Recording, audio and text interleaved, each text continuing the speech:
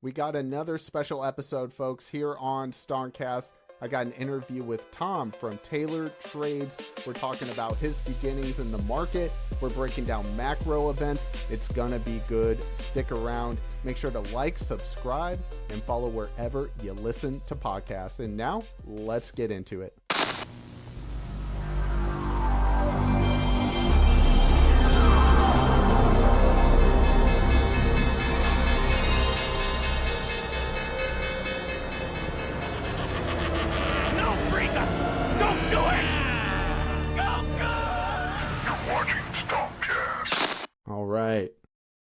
Welcome back to Stonkcast, the market show for the average Joe. Whether you're a diamond-handed degenerate looking for the next 500% play or a more conservative swing trader or investor, we've got you covered. We tackle the latest market news, give our 2 cents, and maybe, just maybe, help you make some money along the way. I'm your host, as always, Brandon Shar. Welcome back, folks. We have a special episode today.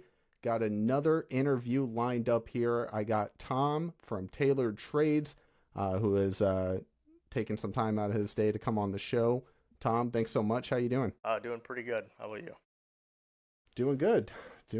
You know, it's, what is today? It's Thursday. I mean, the markets are pennies away from a new all-time high, so I think most of America can't really complain right now. But as far as the structure here, folks, basically I have a few questions. We're going to basically just go through these. I've gotten to know Tom just a little bit here from some of the material that he's put out in the Tailored Trades community. Saw a fantastic video you did on, I think it was just market makers, gamma, and how options impact things in the market. It was a fantastic video, great material. So very excited to get you on here. So let's just kick it right off. As far as my first question here, just very simply, how long have you been trading and what got you into the market, I guess, originally? The total time in markets, pretty scattered. Like I would say total, like continuous is probably since like really early 2020, like just prior probably the pandemic. But like I'd bought like and traded a little bit of crypto when it got really popular in 2016, 2017 or so. Paid attention to markets a little bit just because it was, econ and politics as a whole was just kind of something I paid attention to. When you're in middle school and you go through the great financial crisis, it just kind of burns it in your brain that stuff does matter, because you just associate like, hey, the market's down 20% with everybody's going to lose their job. I mean, that's not the way it goes, but that's the way it kind of got burnt into a lot of heads of people that were my age. So it was more kind of just about like, okay, something bad's going to happen. And they were talking about like, I mean, when you start shutting down trading lines, it's like, well, this isn't going to be good. And then you start thinking, you're like, okay, well, maybe you can buy something here. That's been like the notorious problem, with the stock market from post 2008 is really outside of Liberation Day and kind of the COVID crash. There really were no opportunities, that were just obvious, like put money in. So that was kind of the thing. It was more just kind of like, well, I guess if there's a good time to start, it's now, as opposed to at an all-time high. Yeah, that makes sense. Kind of the old philosophy, right? Buy low, sell high. You're just kind of applying that to when you got in. So, all right, cool. Can you take us back to like your very first trade? Do you remember what your first trade was? I mean, like I bought, like I remember again, it just happened to be timing. So in 2017, I literally saw the bubble pop. I had the Coinbase app on my phone. I just had like all the little tickers popped up. And I don't know why, but I just happened to buy like Chainlink or something down after like a month later. I don't even know what it was. It was like $5 or something. And then in like the end of 2021, I just happened to remember. I was like, oh my God, I bought that thing. And I went and looked at it. Yeah. It was at like 30 or 4. I don't even remember what it was. I was like, oh my God, I forgot about that. But the first actual options trade I ever took was literally the day, I'm not even kidding, it was the day that Trump declared the national emergency, I had the Robinhood app pulled up on my phone because I just was like, oh, they just do an instant deposit. I'm like, that was easy. I was just sitting at work and I just saw them do it. And I was like, I remember like earlier in the day, I'd been like, what the hell are calls and puts? So I went and Googled them really quick. And, I mean, I'd studied econ since I was like on my own since I was like 15 or 16. Finance to me wasn't foreign language. I just looked at it and I just kind of went, okay, well, puts go up when it goes down. Like, all right, well, okay, we'll just make this one work. And Robinhood was real nice back in the day. They should be like, you should buy this option, right? They would cater one for you. What year is this? 2020. Really? This is back before things got like real out of hand. And things got crazy and bad things happened. You should buy this contract. But yeah, they would literally just show like here's a short-term option you can buy, and they'd pick the strike for you, and here's a mid-term, and here's a long-term. Yeah, they'd give you three ones. So I just picked it. It was like a 242 SPY put or something, or I don't know. I forget what the actual strike was on it, but I remember it was like literally like $2.40 or something. And then like Trump declares the national emergency, right? And nosedive and dumped. And then like it was like on a Thursday, and then on a Monday it expired, and it was up like 800% or something. I turned like $200 into 1,000. I went, oh, I'm like, this is cool. I like this. You're like, oh, this is gonna be what I do now. Okay. And then I had one of the biggest bag fumbles of all time, because that following week the market went down a little bit more, and I think it was April 3rd. I think it was April 3rd, the Fed announced they were going to print a ton of money, and they got rid of the SLR and all kinds of crazy. They basically just opened up the floodgates on the money printer and said, all right, we're going to. And I remember I looked right at SPY calls for like January of 21, and it was like for the all-time high or something like that. And I remember it was like August, and I could have bought like, I think it was like $2,500 worth of SPY calls, so we get to August, and I'm like, oh, let's see what those would have been worth, and they would have been worth like $5 million. I was like, oh my god, Gosh. I was like, dude, I was like, what was I doing? Oh. So I remember my first trade, and I also remember my first biggest like bag fumble of all time. Wow. Yeah, the FOMO is strong there, I'm sure. That one still probably keeps you up at night sometimes, I would imagine. 5 million, jeez. As far as your beginnings, right? Were there any early mentors or any books that ended up fundamentally shaping the way your edge has developed, things like that, or were you pretty much on your own from the get-go? I know you said you had a bit of a finance background, when you started out on Robinhood and everything, but did you have anybody in your family, any friends that you knew that were traders, or no? No, only a couple of my friends, but I already knew more than them and was a little bit, better than them, so that didn't really do me any good. No, fate loves irony. So everybody that I met, like, our friend Kevin, everybody I met was after I got, all of the pain and punishment to learn everything. So it was like right after like I like lost in every single way possible and then learned from it and then started to make money. That was immediate when they're like, oh, now you can meet all these cool people in your life that all know how to do it. I was like, oh, thanks. That was real helpful. Yeah. Okay. Awesome. I just want to get into a little bit of, edge or strategy, just so, listeners can get a bit more familiar with you. So I guess very simply, how would you define your edge in the market today? Or what is your specialty or strong suit? Risk management. I like that answer. The worst win-loss record I've ever had for a month was 18%, and I was still green 1%. So What? literally lost over 80% of the trades and was still like, I mean, you could consider it flat, but was like still net quote-unquote green. Right, because your risk to reward was so high, right? Yeah, like it's kind of one of those things that like, I don't try to be exceptional at it, but I just think it's like the most important thing. I would rather get stopped out for a little bit and watch it completely run than to just bag hold a loser all the way down and be mad at myself. And have you always been like that from the get-go, or was it because of some of those like early trades, those amateur days, getting burned one too many times, that you were like, hey, look, if I want to do this for the long haul, this isn't the way to do it? No, growing up, played a lot of sports and whatnot, played soccer and baseball, and the way we were taught is in the playoffs or especially championship games, overtime goes forever. So you maybe can't win a game right away, but you can absolutely lose it right away.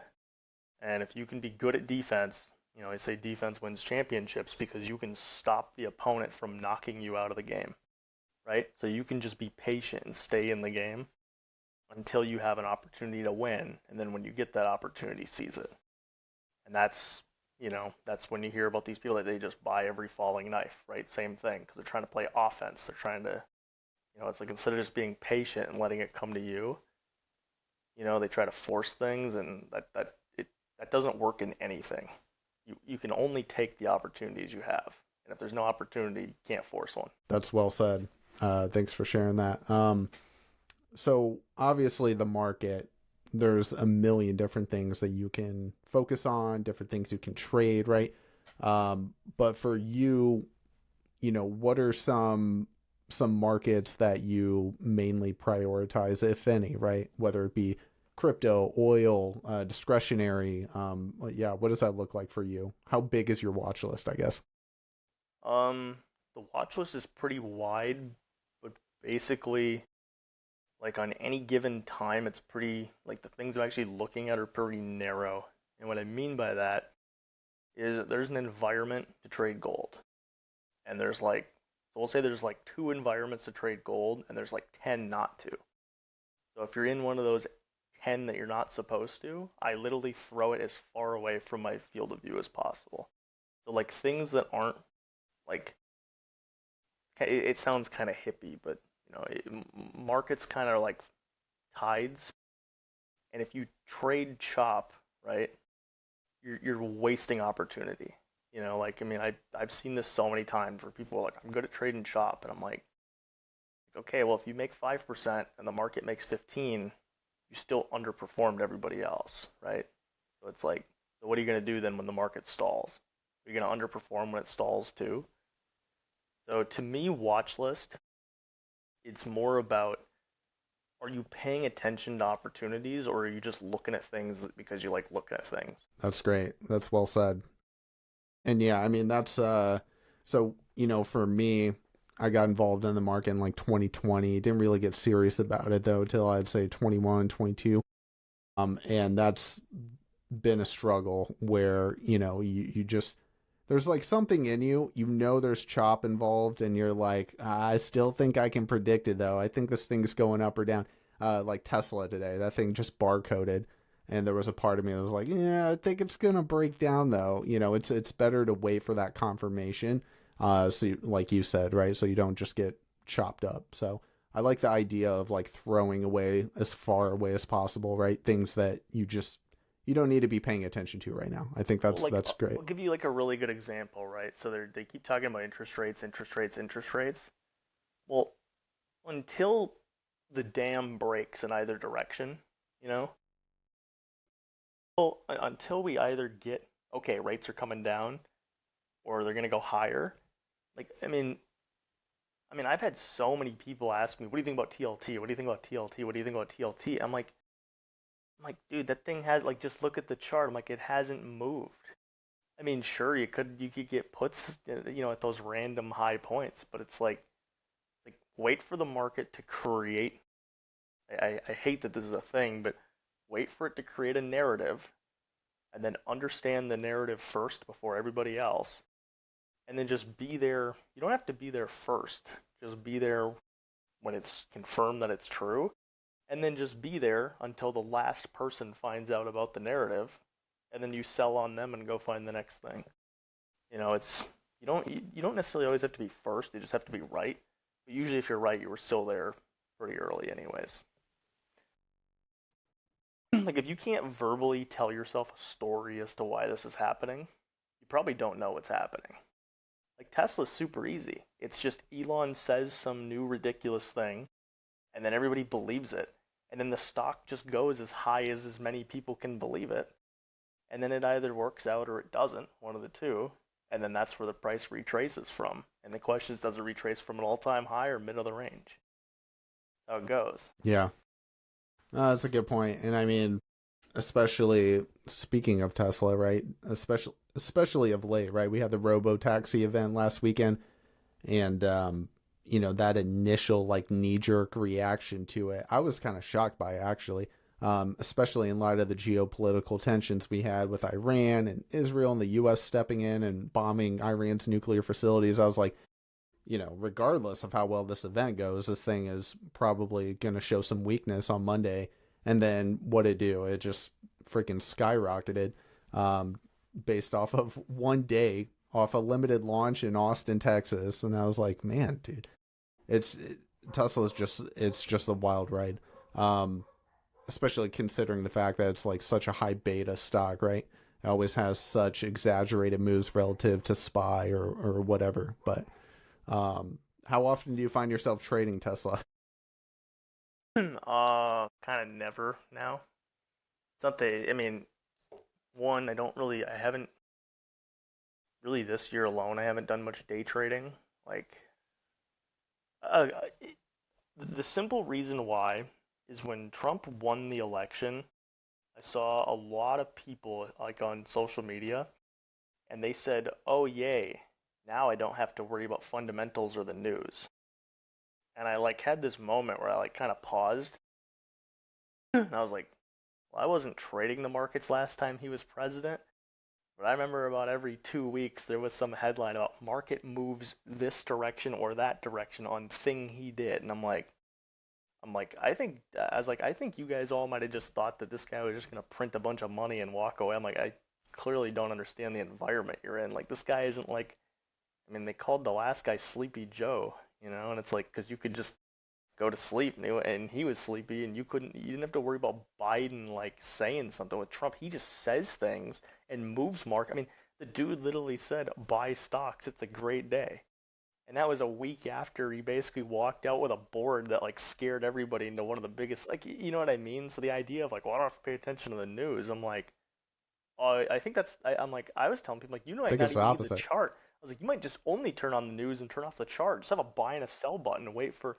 So that's what I mean. So like, I haven't done like a lot of day trading really this year because Trump kind of just has this cycle of say a thing that scares everybody, market then gets scared, and then he realizes that he scared the market, and then he says a thing that makes it completely rebound, and it's just a cycle. He just does it. I don't know if he tries to or if it's just the way he is.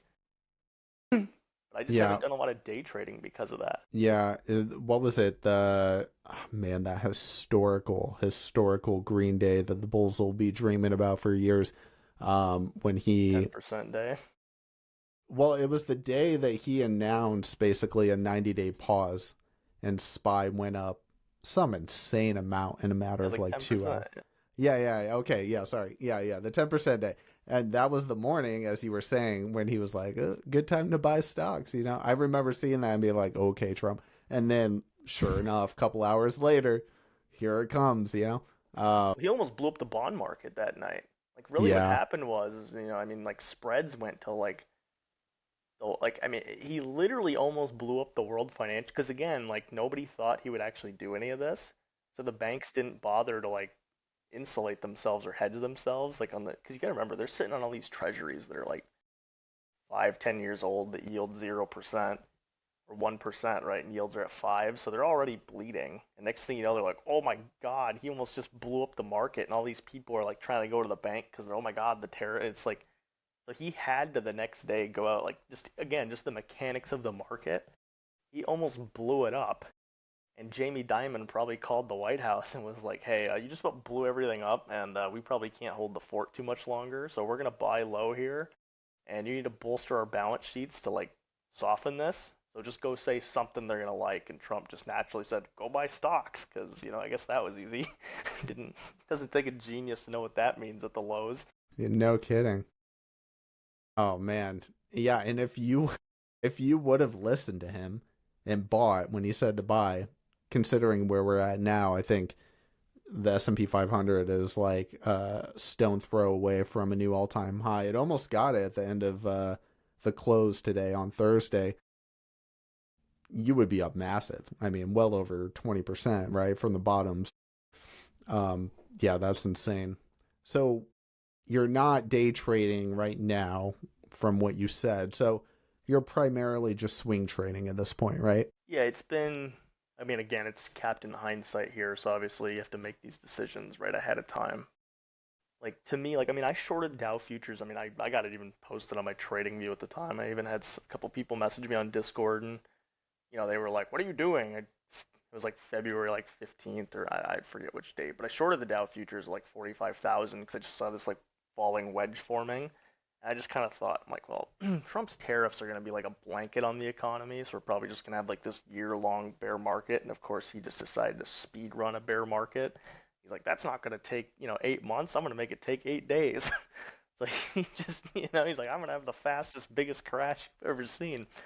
So I closed some of it at like 41, and then Liberation Day, or I call it Liquidation Day, I covered a bunch of it Liquidation. down at like, I don't know, like 38 or something like that.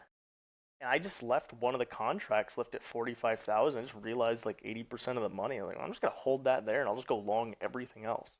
I still have this like hedged short.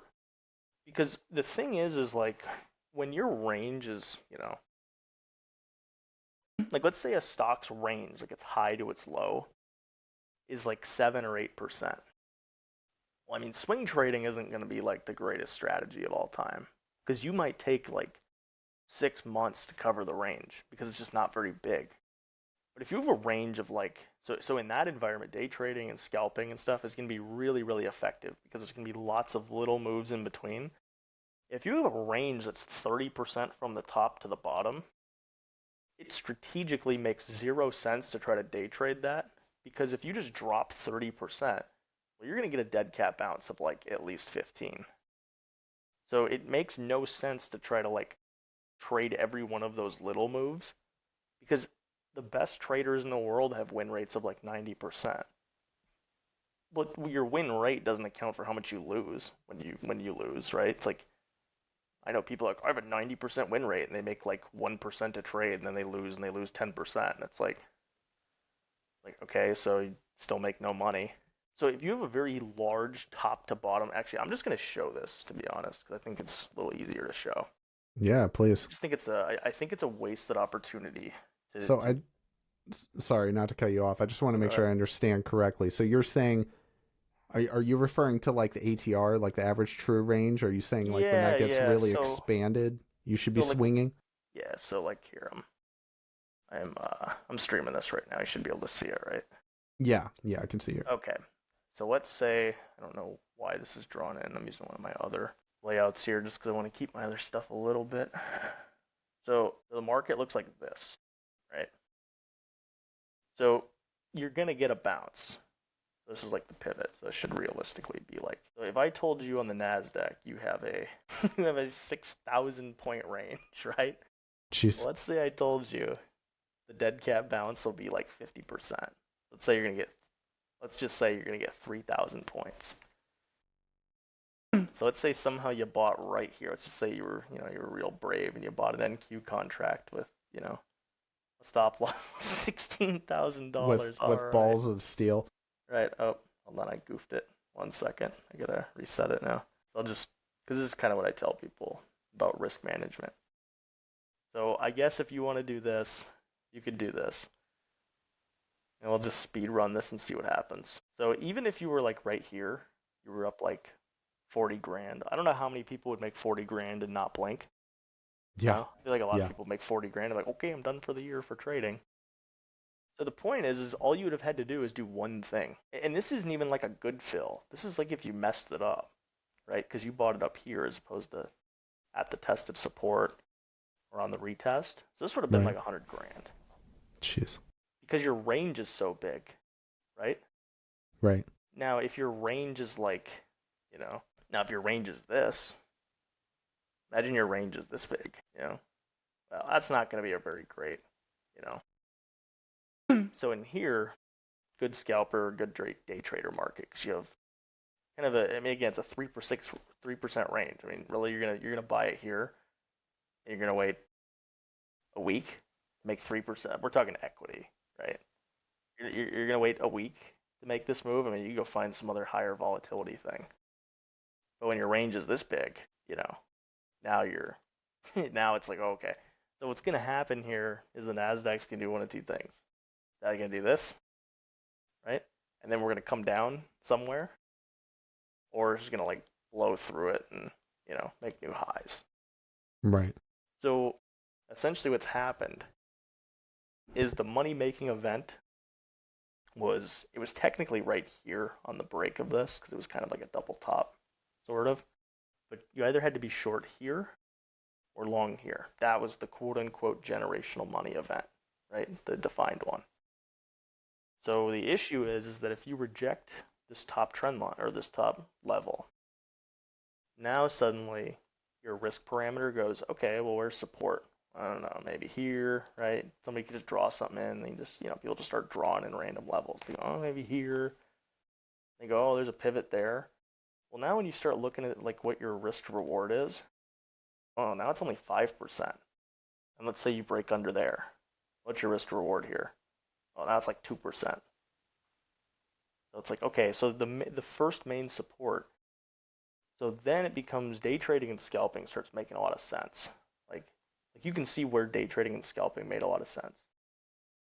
Like clean it up a little bit. You have these defined lows, right, and these defined highs. If you go back to the smaller time frames, that made some sense.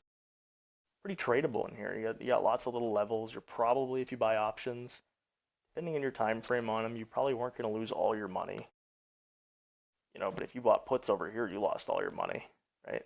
Oh, yeah. And if you bought calls up here, you lost all your money. It doesn't matter how much time was on them. Like you could have bought calls here, and I guarantee you, whatever call option you had even today, it's probably still minus 50% because of how much, right? IV probably collapsed. Right. You've now covered. So that's kind of what I mean when I say like it's all about risk management and understanding the opportunity that you have. Because if you think that you're going to be smart enough, sorry, UPS person just rang the doorbell. If you think that you're going to be smart enough to trade all this, go ahead, do it, right? If you're able to do it, do it. But if you know this is support because it hit it like 3 times and you just go long with some kind of size, I mean, you actually got a good entry here, like it wasn't like you had no entries to come back to. You just had to be confident. Caught a big move, and Right. and I'll show you what confidence looks like. I mean, confidence is basically, I'll just show the Dow short that I took. Now it worked out completely different than I thought it would. Or like here's like some Taiwanese dollar. Basically went long this thing and caught like a bounce on it from, it didn't zoom it in. Let's see if I can do this quick. Well, it's not gonna be able to zoom it in. That was the US dollar? Yeah, it was like the Taiwan dollar. I forget exactly what happened. It was like some news event that happened. And literally, like, this was just the logic. It was just, it dropped a lot, And I think I got like 5% or something. I forget. So that's kind of what I mean when I talk about like when the range expands a lot. You're going to have like, you're going to have kind of like these moves that are just, oh man, this is like going really far back now. I can't even find my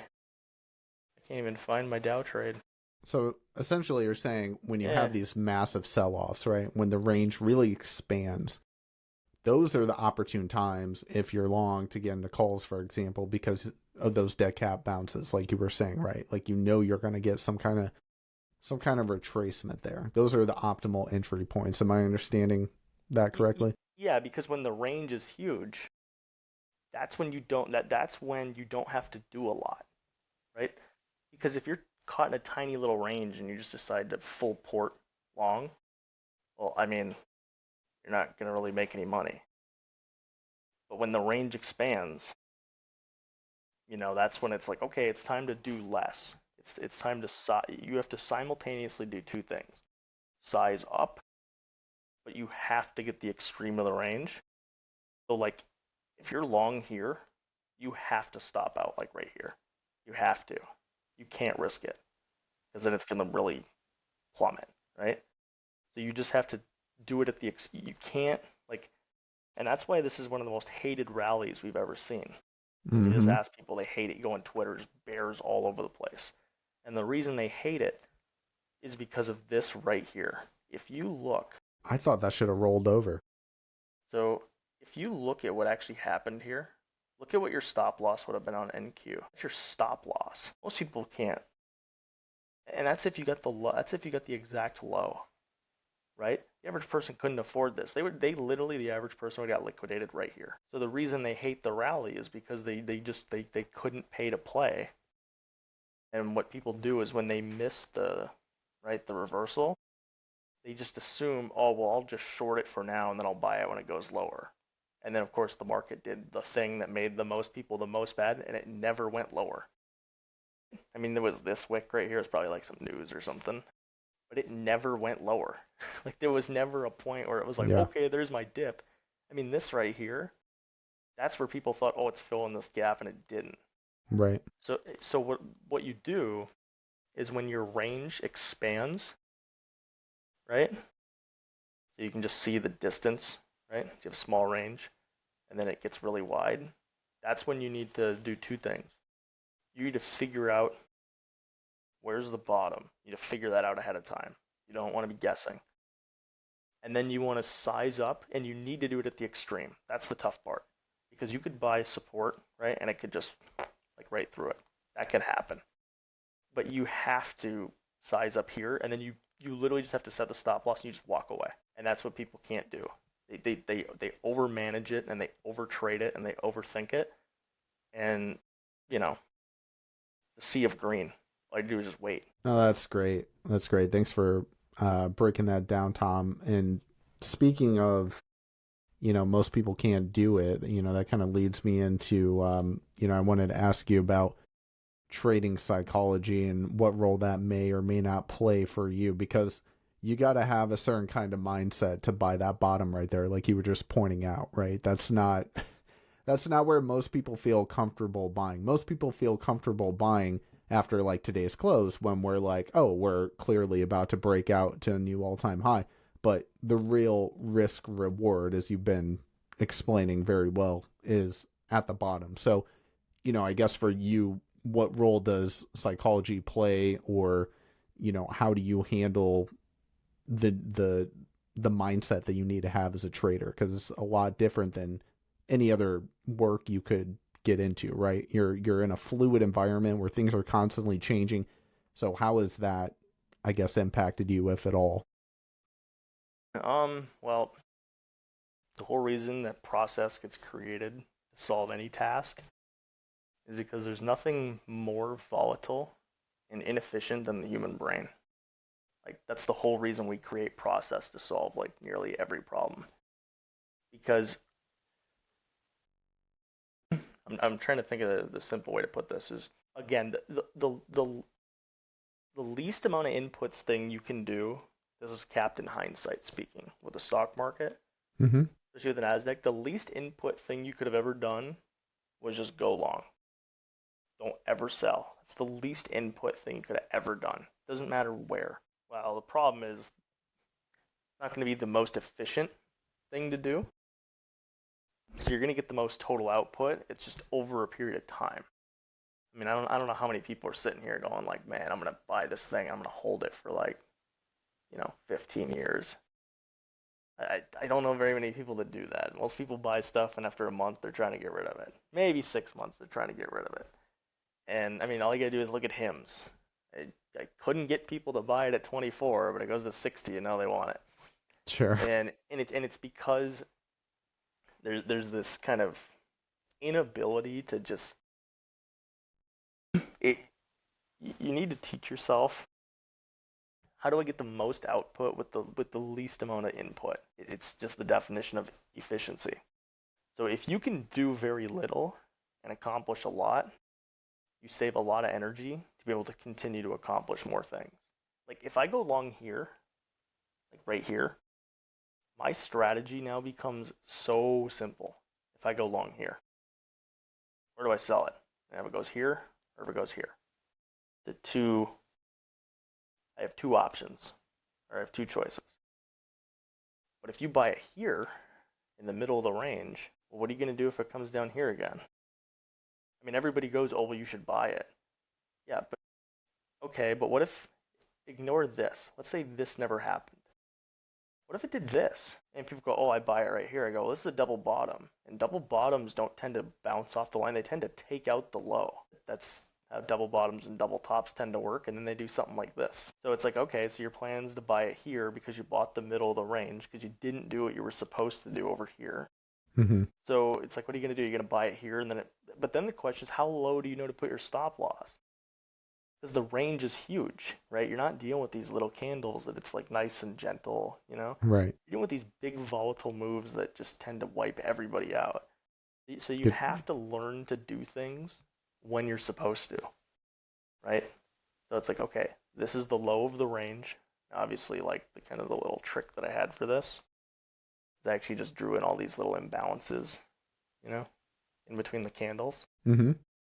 And then usually the last one is kind of the last, like if it takes out this one, it's usually going real low. That's kind of the trick. Like people always go like, how do you find bottoms? Like, no, you just find the imbalances in the candles and So for those who may not know, Tom, can you just like briefly explain what an imbalance is? I tend to use yeah, these on a scalping intraday 1 minute chart, but for those who aren't familiar, yeah. yeah. ICT stole the word and called it fair value gap because he had a course to sell. But it's essentially you take a candle and you just have no wicks in between it. So you see how I'm just using the magnet? It's literally just a space. So you have a wick here and a wick here, and it's just the space in between them. And like you especially on like bigger time frames, like obviously it's all hindsight, but you know, it kind of shows you where you'll probably bounce. It's the same concept as like a volume gap. It's just an area where nothing was really traded. So what it means is that because you don't have any past orders, you probably don't have any positions sitting there. Let's say the price drops there and some big money guy decides to cover his position. Like there's no liquidity, which basically just means like there's nobody on the other side of the trade as him. So price just moves to where the orders are, you know? Like if there were no orders on the Nasdaq, like let's say down here, like at support. Let's just say there were no orders, like at all, for sells. Let's just say literally everybody bought. That's actually kind of what happened. Because right here, there was a report that came out on investing.com. It was a headline, and it was like 97% of hedge funds are short. And I was like, oh my God. So you're telling me 97 out of 100 people are short? I go, well, so when they decide to close their shorts, right, because they want to realize their profit and they want to buy, well, who are they selling to? Right. Because everybody who's sold's already sold. So the price just goes to, and if you bought here, you're not going to I mean, nobody who bought here said, I'm selling here, right? Like nobody did that unless you were scalping. But I'm talking about big money institutions that just robbed the bank because they bought it 30% off, right? We know where their sell orders are. They're right here. And the way you know that is look at where the price went to. I mean, you know that in hindsight, but again, it's the same concept with these imbalances. Like, look, that's exactly where they put their orders. They just stuck them in areas, and you can see the price respected it, and, they're getting smoked again. And that's part of the reason why we've had the reaction that we've had, is because these people cannot believe that they just caught a flash crash, so they just set their orders at the top end of the range. Well, if that's the only price you can buy, right, because the sellers won't come down to you, you have to go up to them. It's the same reason, it's the same problem with the housing market in the United States. It's like these houses have all doubled in value, so nobody's lost any money on them. That bought them 5 years ago. So they go, well, you can't sell your house, and they're like, well, that's fine. It's worth twice as much as when I bought it. So they don't care. Right. So it's the same kind of concept as like if you're new, it's not any different than anything else. You just have to learn to do the thing that you're supposed to do when you're supposed to do it. Like, if you try to do everything in hindsight, you're going to get smoked. But you don't have to be first, you just have to be right. And that's why just understanding basic price action is just so important.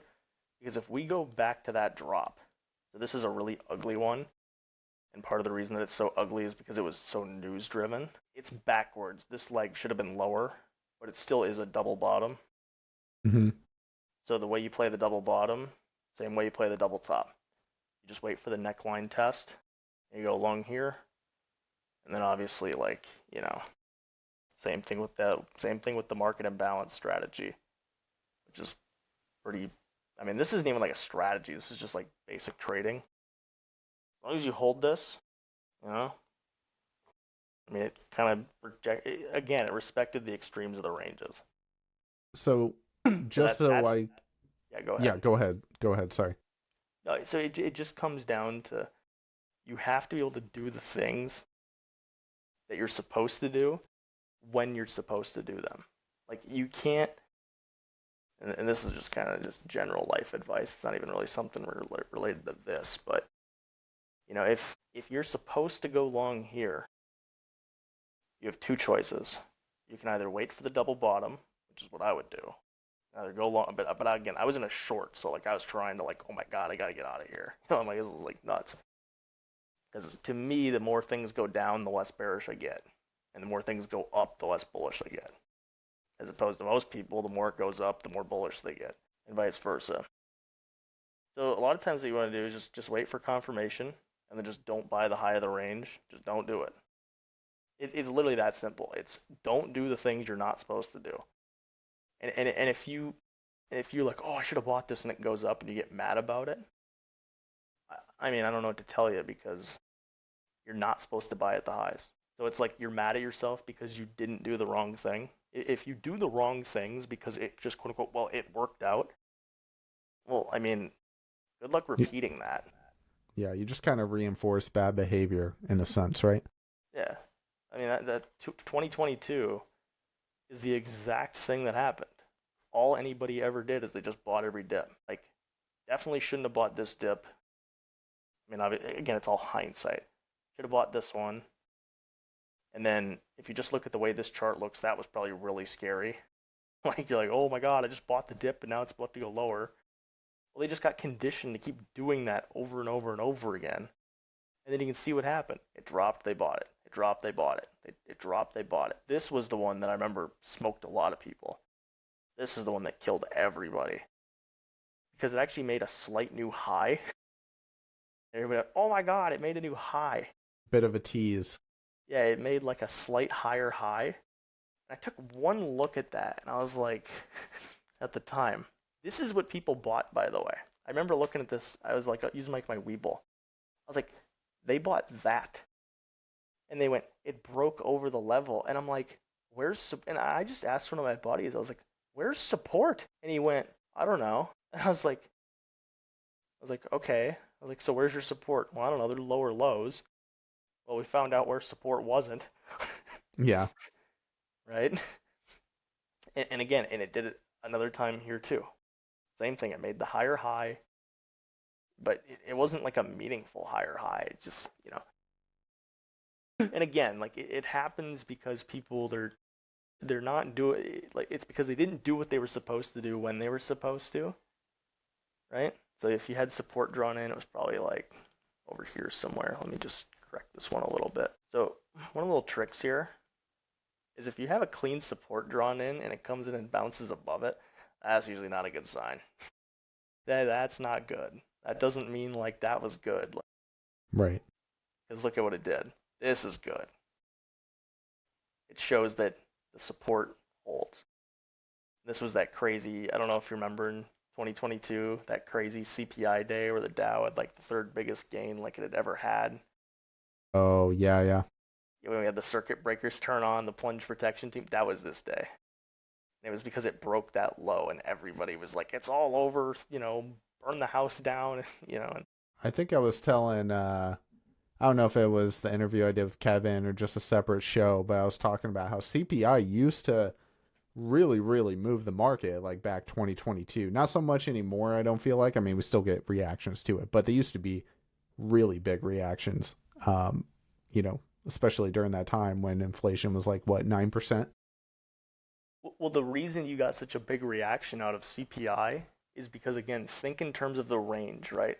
It wasn't just that CPI was going up, it's that it was going up and accelerating. It wasn't like going from 1 to 2 to 3 to 4. It was going from like 1 to 1.5 to 2 to like the rate of acceleration, and really Yeah. what caused that bottoming out process was that that number was about as bad as it could have possibly have been, but the rate of inflation had actually slowed down just a little bit. Just that curve essentially had flattened out just a little bit, and then that's what caused the bottoming out because quote unquote smart money, which that's a oxymoron in of itself, and that probably none of them bought any of the drop, but they're all buying it here at the top. So I guess it's fair to say, just kind of coming back to those um, fair value gaps, whatever you want to call them, right? Those spots are basically just areas where there, like you said, right? There's not a lot of transactions happening, right? Therefore, if price gets to that point, it's either going to violently move through it or it's going to respect it because there isn't a lot of liquidity there. Is that like a good way to kind of summarize that? Yeah, I mean, just think about it, right? Like this wasn't I mean, prices are just auctions, right? They're just you and me fight over price. Should it be higher? Should it be lower? Well, what this tells you is that there was no argument, right? There was no argument in price. It just everybody decided it's going that way. Or I should say the people that participated that day said it was going that way. So, I mean, people go, it doesn't work. And I'm like, what do you mean? It's just physics. If two people argue about the price, I mean, if you and me sat there and said, what's the fair price of a Bugatti? You'd pick a price, I would pick a price, and you would have a higher one or a lower one than me, right? One of us would have a higher one of us have a lower, and that would be it. Like it would essentially Right. just be, well, I'm here and you're here. Well, if we brought 100 more people into the discussion, they would argue. Some people would say it was here. Some people would say it was here, here, and you argue about it, right? And then eventually everybody agrees on what it should be, or at least you funnel out the people who have no grip on reality, essentially. Sure. And that's just the way Yeah. markets work. That's why they get priced up, and that's why they get priced down. I mean, like I mean, it's funny if you just look at 2022. This was just people that just bet. I mean, this was literally just one big bet that you could just print $50 trillion globally. I mean, it was probably like 20, and there'd be no inflation. That was the bet. Interest rates would never have to go up. So just borrow money at 0%. That's flexible interest rates. And then it turned out, oh, inflation did show up. Oh my God, I just bought all my stocks with leverage, with loans or money that I didn't Right. have. So then you have to reprice that risk out of the market. And then it goes over here, and people go, well, we just went from like 0 to like 4% interest rates, like the fastest anybody's ever done it. And again, just physics tells you if you do something the fastest you've ever done it before and it works with a lag, it probably means that you're going to like have a big result. And that's what the smart money just bet on. They just bet on the fact that those interest rate changes would do something. Right. And what was the downside risk? Well, it will cause a recession. But the recession is at the end of the cycle, not at the beginning of it. So if you're in this quote unquote booming economy and the Fed starts raising interest rates, well, that does two things. Rich people with a tons of cash and savings accounts and money market accounts, they're just going to earn more interest. So what does that mean? Now they have more disposable income. So your upper class who owns 99% of the stocks, right? Well, okay, what are they going to do? They have more disposable income now to go buy more equity. So it feeds on itself. And then you get this. And then you get the dumb money chasing. And then it gets fun. And then you get the big volatility. And I mean, this is what your chart looks like, really. You have, in the big macro time frame, you have lower lows and higher highs. It's called the bullwhip. And the bullwhip usually does something like this. It hits a point and it usually does this. And it'll overcorrect to the upside, and then someday it will overcorrect to the downside. I don't know if this is in 2050 when the stock market doesn't exist anymore or what, but that's how a bullwhip works. Like, so look at what it's telling you about financial volatility. It's telling you that your risk range is now expanding. Well, if your range expands, it means you better be taking risk down at the low end of the range, and you better be not taking big risk at the upper end of the range. But if you get outside of it and it bounces, a lot of people are going to short this. And all you have to do too, I hated that people were posting this chart on Twitter because there's just too many people that just didn't know what they were talking about. This is the money supply of the planet, by the way. Well, and I have a lag on this thing of like 72 days or so. So so this thing is shifted like a little more than 2 months forwards. Well, I mean, look at where the money supply is compared to the previous all-time high. So Jeez. if you have 10% more money than you used to have globally, and if stocks follow that trend, I mean, what do you think they're gonna do? Like, there's basically two things that are gonna happen here. They're just gonna reject here and then be done, or you're gonna have like some crazy. Okay, this doesn't go back that far. I mean, people always wonder. They're like, what caused 1999? Really? This doesn't go back that far. I mean, when you look at 19. I mean, this is like comical. So like these were pretty normal because the U.S. had won World War II, and we were printing a lot of money actually to pay the debt off. So this was really normal. This is post Bretton Woods. It was the essentially what we were doing is we were trying to capitalize the world with dollars, which it already was, but you had to print a lot of money to do that. That's why you see the stock market go up. And then when the inflation started, they, started messing with interest rates. And it was really once they depegged from the dollar, from gold, that's when the market like got out of its range. And then they brought in the 401k program, and then we started deficit spending. And you can see what happened when we started just printing money out of thin air. And then we gave it an outlet, right? I believe Reagan famously said we're going to unleash the bull, I believe, like right here, I think, or right here, somewhere in there. And he was not kidding. He's like, we're Jeez. going to print so much money and we're going to take all that inflation and we're going to slam it into the financial system so it doesn't hit the average consumer. And then due to the 401k program, they're like, all the inflation that we print will benefit the average person. I mean, it did until until you had to pay for it today. And that's not his fault. It's the fault of Americans for just thinking we can just. I mean, look at like the number, by the way. This is only at 1,000 on the SPX. I mean that was the 2000 crash. I mean, people thought it was over. Oh my Right. God, like the world's over. Well, turns out interest rates were about to go a whole lot lower. And so people just look at this and they go, well, how high can it go? And I'm like, it doesn't matter because it's like, well, it can't take out the high. It's like, but the dollars aren't worth what they used to be worth, right? When it's like there's literally 10%, and you can prove there's 10% more dollars. Go to DXY, go to the very beginning of the year. We'll just say it's right here. Dollar's down 12%, and it's not down 12% because some guy said, man, the dollar's too high. It's because there's 10% more money globally. I mean, Makes sense. the red line here, this is Asia. This is the money printing. I mean, look at what the US is about to do. We bottomed out from this QT, this like QT cycle of the Fed. So it's like you just keep printing more money, and people are like, well, why does it keep going up?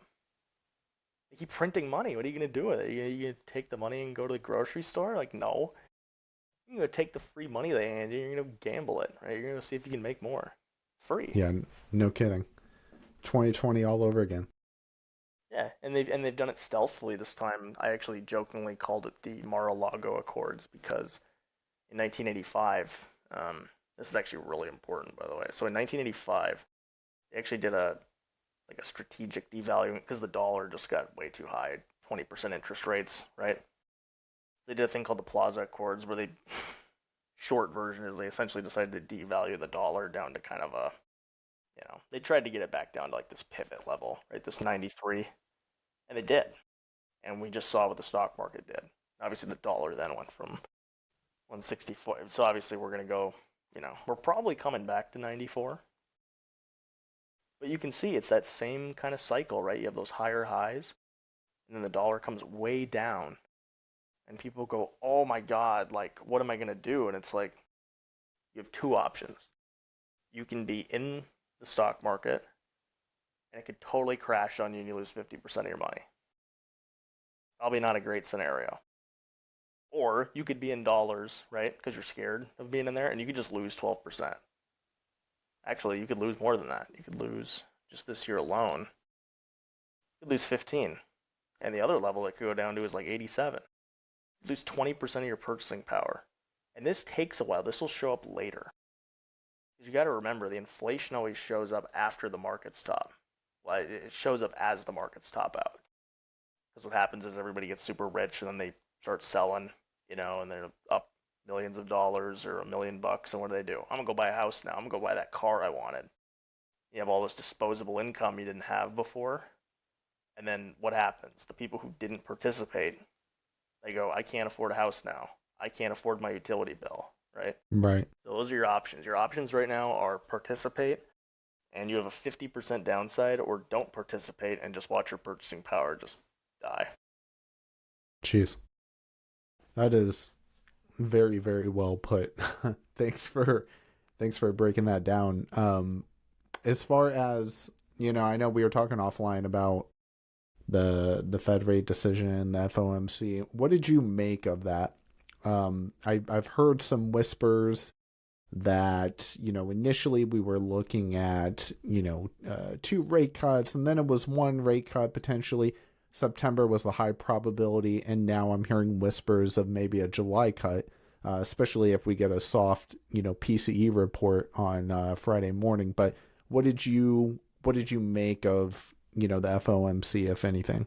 A lot of nothing there, to be honest. And the only reason why is because Powell's term is almost over. And I think a lot of people are thinking to themselves, not that they don't care, but they're kind of like, Trump's about to pick a new Fed chair who's probably going to do like the opposite stuff, that Powell's done. Like, I don't think he's going to get a yes man in the Fed, because that would probably be like really bad for markets, but he's going to pick someone who wants, we'll just say, cheaper interest rates. So like really all the Fed does is they just kind of chase the 2 year around. I have the I have the I have the 2 year in pink. But I mean they literally just chase it around. So that's why over here in 2022, and everybody's like, "Oh my God, Jerome Powell, you're hiking interest rates too fast." He's like, "Dude, you see how behind the curve we are?" It's like we're at 0, and the market when he started to hike was at like 2. So he just, like, people were like, "You're crazy," and he's like, "I'm crazy." He goes, "I'm just following the market." I mean, he literally just followed the market the whole way. And then when he saw the 2 year make a lower high, he goes, "All right, stop," right? And then he saw the 2 year make a lower low, and he went, "Oh, time to cut." He's an investment banker. He worked on Wall Street. He dealt with, maybe he wasn't a charts guy, but he dealt with valuations and money and prices. That's what you do. He just looked at it and he goes, "Well, my predecessors were morons. Here's the 2008 crisis, right? Held rates up here and then they just plummeted them at light speed because they just followed the market down." So this cycle kind of just goes the same way every time. It's just everybody, what's the Fed gonna do? What's the Fed gonna do? It's like, I don't know, just look at what the 2 year yield's doing. That's pretty much about it.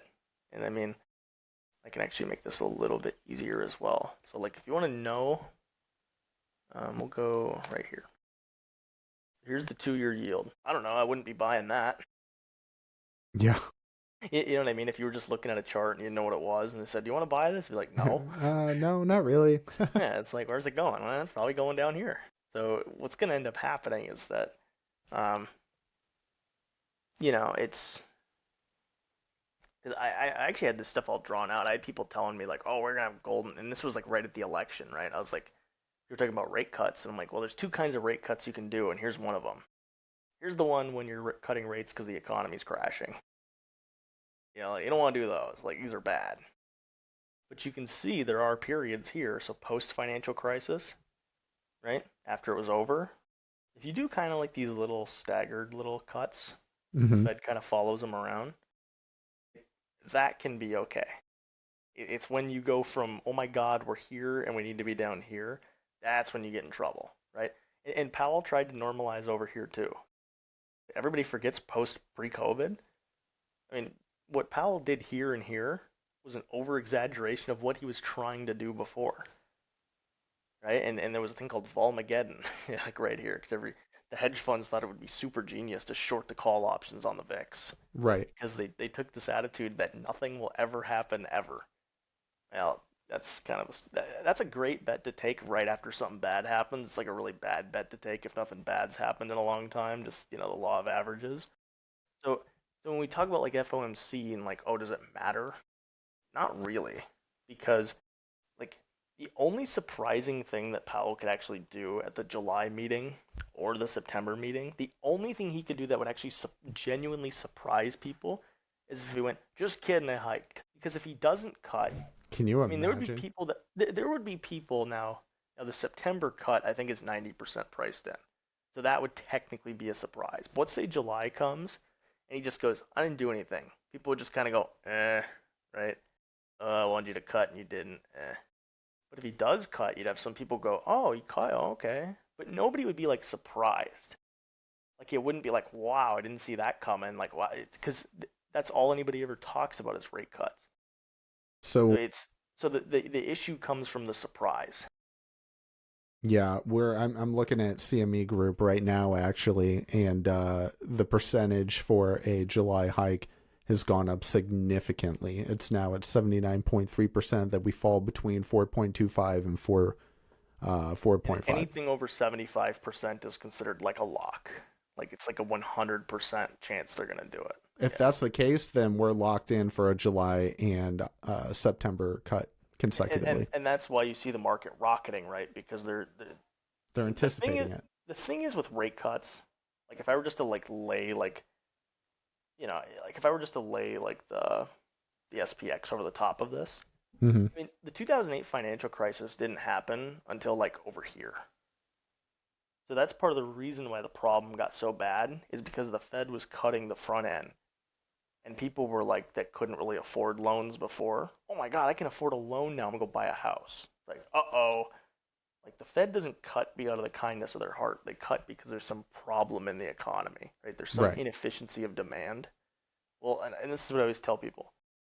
There's two kinds of reasons that demand can suck. Is demand bad because there's some kind of a bottleneck that's preventing people from buying things, or is demand bad because people don't have any money?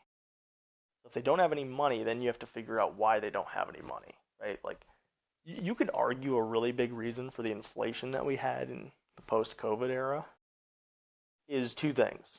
We shut down the whole planet's production, right, of quote unquote non-essential goods. So we just didn't Right. create enough supply, and then we printed money, which is called demand. So we increased demand without increasing supply, and we created shortages. And we're still paying for that today. We'll be paying for that for the next, probably 2 years. So that's a case where people go, oh, we should cut rates. Like, well, no. Like, if anything, you should raise interest rates because you need to find a way to stifle demand. The problem is that when you change the direction of interest rates, you actually get initially the inverse effect that you want. So if your goal with raising interest rates is to stifle demand, the very first thing that happens when you increase rates is you make it so people who have money now get more free money in the form of interest. So if you're like, oh my God, we have a housing shortage. Well, if you hand rich people more interest on their loan, on their savings, they have more money to go buy houses. They have more money to go buy cars. It takes a while until they buy out, and it's the same thing. Well, once they buy the houses they're going to buy, well, then those prices stop going up because the average person now that, they don't have the disposable income and now they don't qualify for the loan.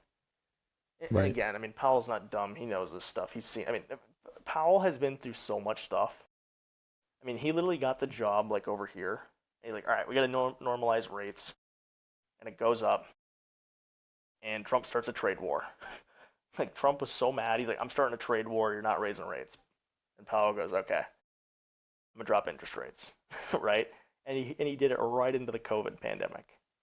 And then he goes, oh my God, I dropped rates too far.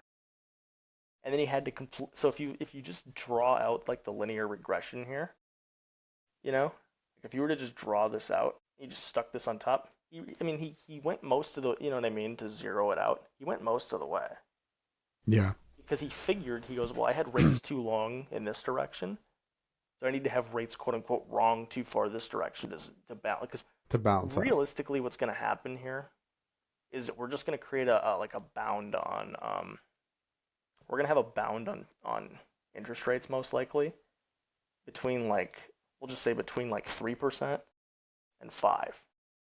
And this is the kind of stability that we need to get back to in the financial system. So we need to have it so when interest rates are high, the economy's overheated, and then you need to have it in, when interest rates are low we're talking about for an extended period of time, that tells you, okay, the economy sucks. because people tend to think about interest rates in terms of like a borrowing cost that has nothing to do with interest rates, like at all. Like there's never been like a consumer credit report that's come out or like anything to do with like borrowing money that has actually moved the treasury market. It 100% moves on GDP and inflation, like a combination of the two of them. That's 100% what moves these things. Yeah. So it's like if yields are going to come down, it just means one of two things. You're either going to have your growth is going to tank, or inflation is going to tank, or a combination of both of them. Obviously, we know which one's the good one. You want inflation to come down and growth to go up. The Russell think that that's what's going to happen. Like the Russell hates inflation, but it loves low interest rates because those companies are all loaded up on debt, right? So low inflation for them, great, because the amount of money they have to borrow doesn't keep increasing every year. You have economic growth, which means people can buy their stuff. That's kind of the issue right now. Is it's a good time to start. It's also a really bad time to start learning because you have to know this stuff if you're going to be like an investor. Otherwise, you kind of just have to like roll the dice. Yeah, you gotta have somewhat of an understanding of just the macro environment we're in, or at the very least understand how certain things are correlated, right? Obviously, you have a full grasp on this, or a well-rounded grasp on it, I should say. But like, just all too often, I see a lot of people just kind of hop in to the market, get their face ripped off because they, beyond candle patterns, right, or just understanding basic movements of, stocks. They don't understand how inflation affects things. They don't understand that PCE is coming out tomorrow morning, and that might be a volatile report. Those are things that it all ties together, and that's part of the reason why I love the market, is just because it's this giant picture that we're all trying to, decipher in a sense, right? But so as far as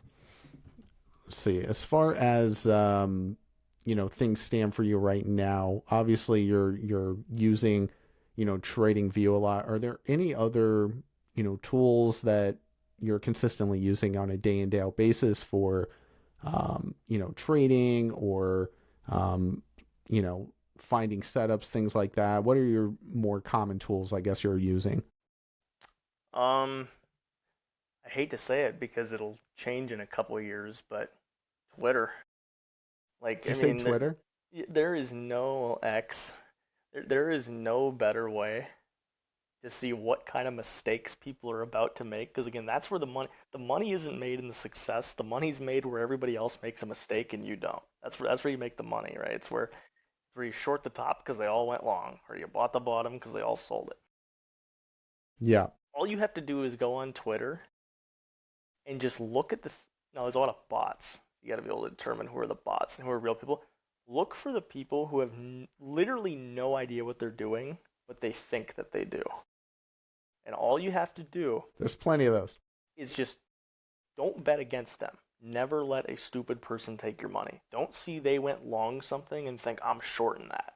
Because if you're wrong, a dumb person just took your money, and now who's the idiot, right? It's you. So what you do is you find these people that make these catastrophically bad decisions, and you just follow them along the ride, and you just wait for them to be too greedy. Like poor Palantir, man, I had this thing at like $30. jeez. I got it at like 30 because it was S&P inclusion. Like the options chain basically said that was going to happen.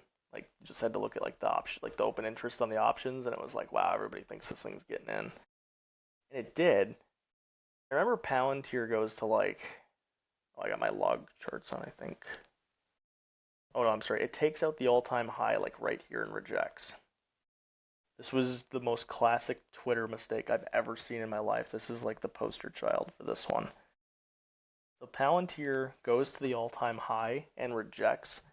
And I saw people on Twitter saying, that's it, get puts, it's over. And I was like, you do realize every trade between here and here, like you realize there's people short this, right? And these guys on Twitter were like, nah, there's no chance. And I go, what do you think this was? Was this the dumbest people in the world? I don't think so.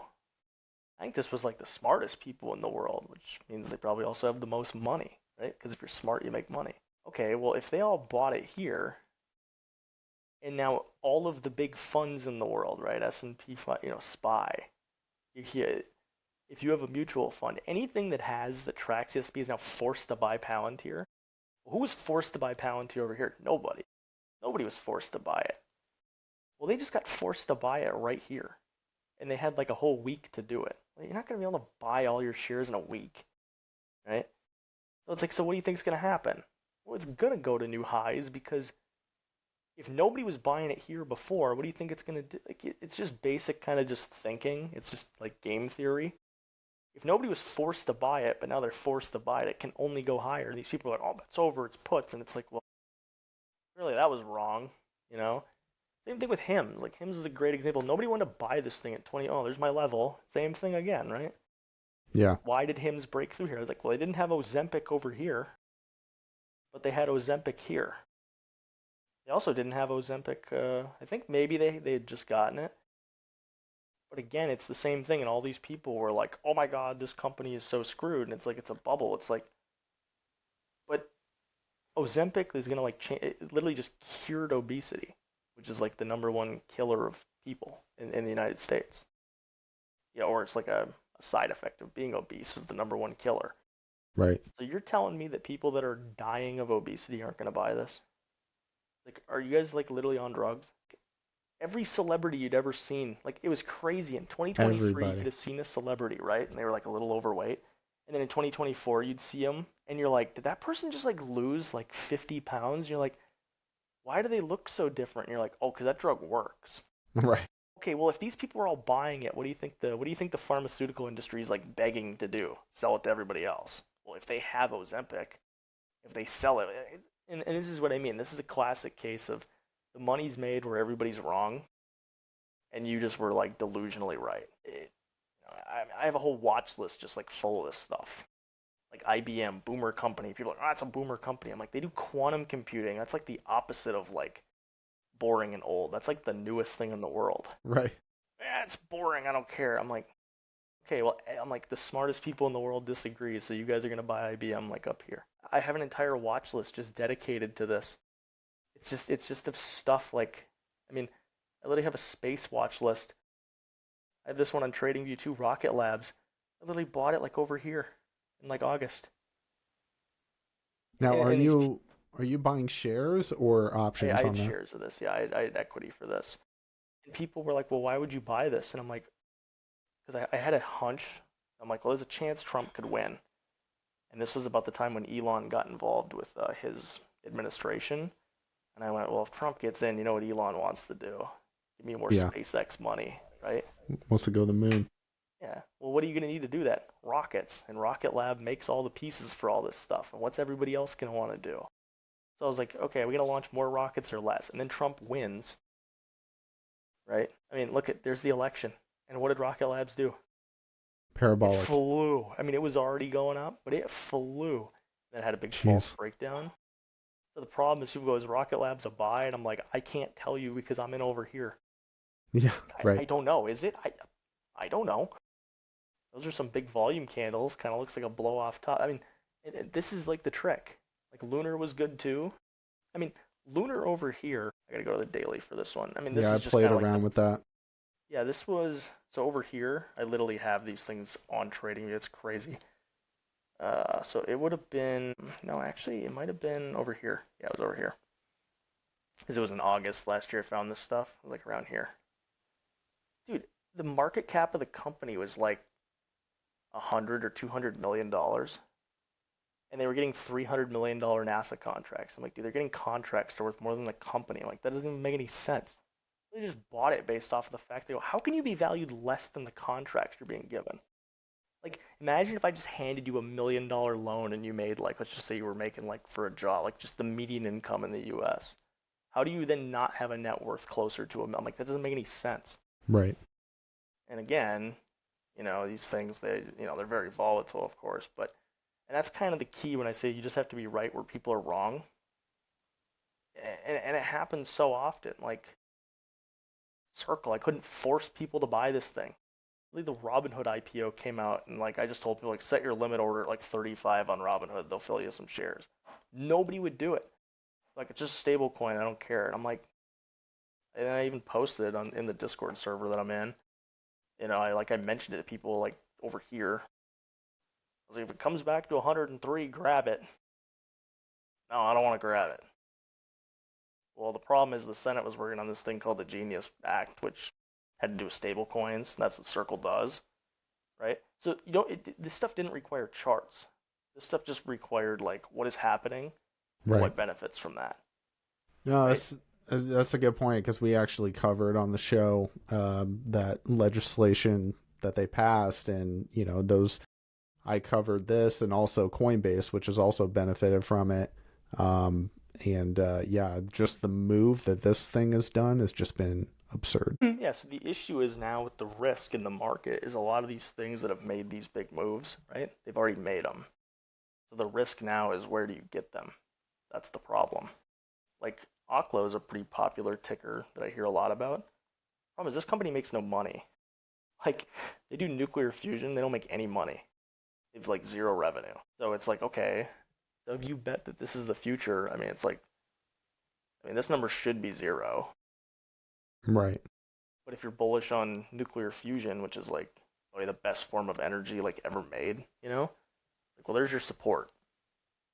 So it's like, what do Right. you like? This is the risk you now have in the market is you're going to lose 20% of your purchasing power. That means Oklo might as well just be here. Okay. What happens if you buy it and it goes down to like what happens if you buy Oklo and it goes down here and those dollars you lost value and now you're down here? And people wonder why is the market so kind of crazy? Because you're getting rewarded for doing everything wrong. So you have to be able to realize, like, am I being rewarded for being smart or for being stupid? And if the market's rewarding stupidity, don't be smart. No, that's a good point. That's well said. What are your thoughts? Obviously, we can't predict the future, but do you think we hit a new all-time high tomorrow? Do you think PCE comes in a little soft? What are you expecting for Friday? Let me look at the data today because I somehow didn't even look at that. I heard GDP was kind of soft, but we had some durable goods numbers that came out really, really strong. Let me look. I tend to only look at inflation reports and growth. Those are the only two things to me that I really. The other stuff matters, but to me, it doesn't really like. I think it's usually just a factor. Okay, so like durable goods orders were like really high. Okay, so what do we get? Minus 0.5.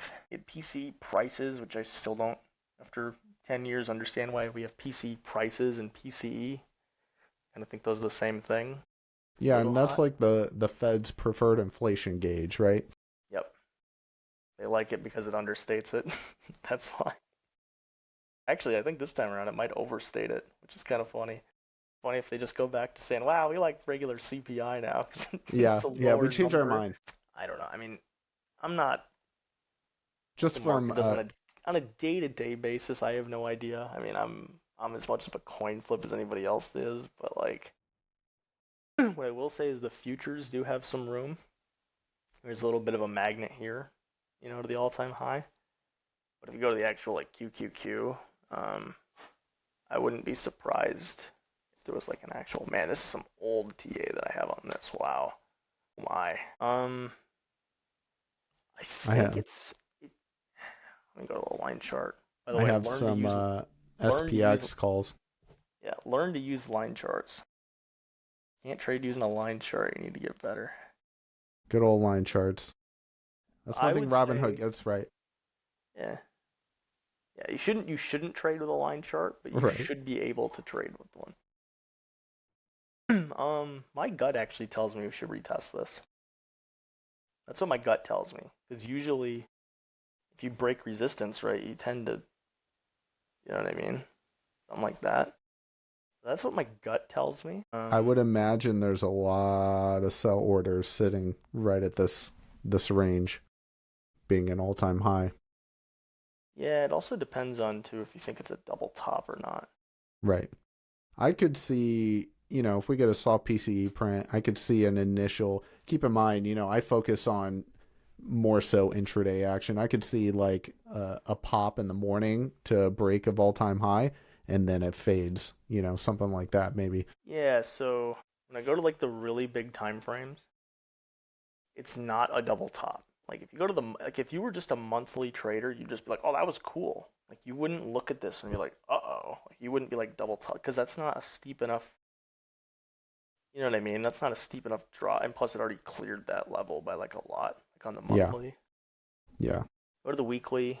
Um, hmm, yeah, kind of just looks like a bunch of short sellers getting smoked because again, you have a higher low, right? right, right. So it's still higher lows and higher highs, so it's like, You just got shorts getting their face ripped off daily. yeah, and my rule, the reason why I drew this in is usually my rule is usually if you're gonna get a double top, it's kind of it depends on the volatility of the asset. You gotta kind of take that into account.